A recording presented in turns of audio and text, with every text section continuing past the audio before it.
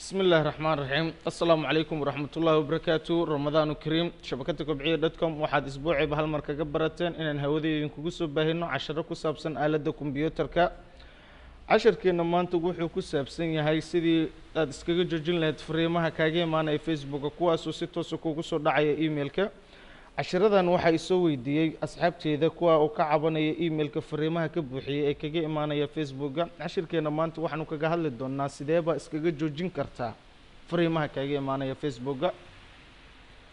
okay haddaba sidaad iskaga joojiso waxaad soo furataa facebookaga markii aad soo furato waxaad tagtaa halka account setting carabka yar ee home ka gadaaleeya ku dhufa ka bacdi waxaad tagtaa account setting halka saddexaad ee ku qoran tahay notifications ee geeska bidixda ah notification markii aad ku dhufato waxa ku soo bixin qaabsan haddaba si aad iskaga joojiso fariimaha kaaga imaanaya facebook kuwaas oo ka buux dhaafiyay emailkaaga ama inboxkaagaba waxaad tagtaa halka ay ku qoran tahay facebook waxaad tika qaadaa dhammaan waxyaabahan ay saaran tahay tiga